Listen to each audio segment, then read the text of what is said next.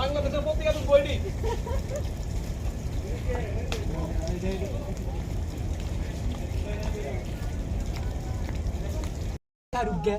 দেখবে যে কুত্তাতে কি হয়েছে কত কিন্নার লোক দেখবে সব কচিরা দুনিয়ার বেয়াদবি করে যা দেখু দূর ভালো করে দেখ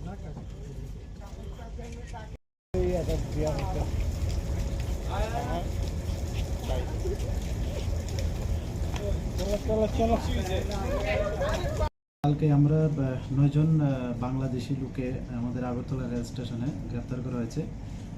এদের নাম হলো নীলুফা বেগম একজন, জন্নত আক্তার, মিরাজ খান, আকাশ হাওয়ালদার, লিটন হাওয়ালদার, সালমা বেগম, রিপন প্রমাণিক আর ইব্রাহিম আখুন্দা আর একজন হলো সম্রাট আলী।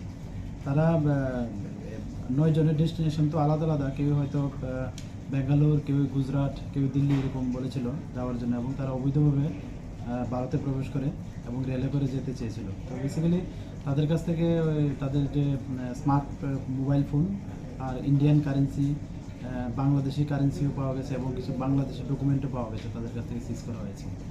তাদেরকে কেউ কি সহযোগিতা করছে সেই খবর কি আপনারা পেয়েছেন? এটা তাদের ইন্টারোগেশন চলছে, নিশ্চয়ই কেউ না কেউ এদের সঙ্গে যুক্ত আছে এবং আমরা অবশ্যই যারা এগুলোর সঙ্গে যুক্ত আছে আমরা তাদেরকে ফাইন্ড আউট করে আইনের আওতায় আনবো অবশ্যই। তাদেরকে আজকে আদালতে পাঠানো হবে? হ্যাঁ, আজকে মামলানা আদালতে প্রেরণ করা হবে।